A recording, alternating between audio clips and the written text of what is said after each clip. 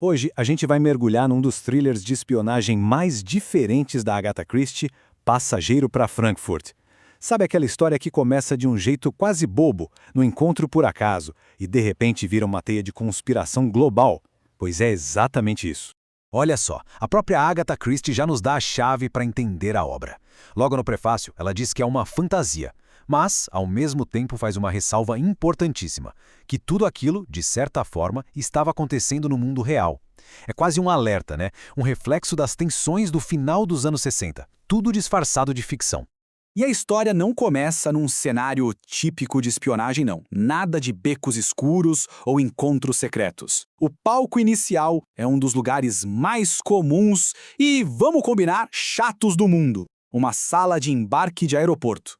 O nosso protagonista é o diplomata Sir Stafford Nye, e ele está completamente entediado, preso numa escala em Frankfurt por causa do mau tempo, sabe? Aquela situação que todo mundo odeia. E é bem no meio desse tédio que a rotina dele é quebrada de forma espetacular por uma mulher misteriosa.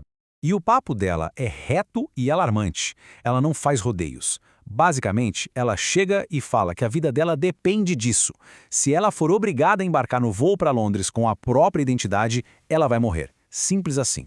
E o plano que ela propõe é uma loucura. Totalmente audacioso e, claro, super ilegal. A ideia é trocar de identidade com ele. Ela usaria a capa e o passaporte dele para passar por Londres sem ser notada. E a parte do Sir Stafford? A parte dele seria fingir que foi drogado e assaltado. Um completo absurdo. E aí fica a grande pergunta, né? Por que um diplomata, um cara respeitado, toparia uma coisa tão absurda e perigosa? Bom, a resposta para isso tá toda na personalidade bem peculiar do Sir Stafford Nye. Então quem é esse tal de Sir Stafford Nye? Uma coisa ele não é, o típico diplomata engomadinho e previsível. Na verdade, ele é o exato oposto disso. O Sir Stafford é um cara brilhante, sem dúvida, mas a carreira dele vive aos tropeços por causa de um senso de humor meio ácido que sempre o coloca em enrascada.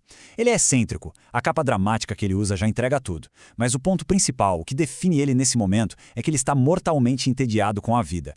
E é exatamente aí que a mulher misteriosa o fisga. Ela saca na hora o tédio dele e oferece o antídoto perfeito. Ela não oferece dinheiro, não oferece poder. Ela oferece diversão. Para um homem como Nye, a promessa de uma aventura, de quebrar a monotonia, é muito mais tentadora que qualquer risco. E claro, ele aceita. Só que ele descobre quase que imediatamente que o tal antídoto para o tédio pode ter efeitos colaterais bem perigosos. Quando ele chega em Londres, Sir Stafford tem que bancar o seu papel. Para as autoridades, ele conta a história de que foi um bobo, que foi roubado. Mas por trás dessa fachada, a verdade é muito mais complexa. Ele não foi vítima, ele foi um cúmplice voluntário. E as consequências desse ato impulsivo não demoram a aparecer. Primeiro, o apartamento dele é todo revistado. Logo em seguida, ele sofre 2 tentativas de atropelamento que, de acidentais, não tem nada. A ficha cai. Ele se tornou um alvo. E no meio desse caos todo, algo muito estranho acontece. O passaporte que ele emprestou simplesmente reaparece, do nada, escondido dentro de uma revista entregue no seu apartamento. É como uma mensagem silenciosa daquela mulher, um sinal de que o jogo, na verdade, só está começando. É aqui que a história dá um salto. O que era um mistério pessoal do Sir Stafford se transforma em algo muito maior, uma conspiração que parece ameaçar a estabilidade do mundo inteiro. E quem dá a primeira pista sobre a real dimensão do problema é a tia-avó dele, a Matilda, que é muito astuta. Ela percebe que toda a agitação e os protestos de jovens que estão acontecendo não são espontâneos. Existe uma força oculta manipulando tudo, usando a juventude como massa de manobra. A mulher do aeroporto tinha deixado uma pista, a frase "o jovem Siegfried". Isso não é só o nome de uma ópera, é um código. Um código para a ideologia dessa conspiração. A ideia de criar um líder jovem, carismático, quase um super-homem, para manipular as massas e virar a ordem mundial de cabeça para baixo. A partir daí, a ação se acelera. Depois de um jantar qualquer, Sir Stafford não é levado para casa. Ele é basicamente sequestrado pela mulher do aeroporto e conduzido para um encontro secreto. Ele está sendo levado finalmente para o coração da conspiração.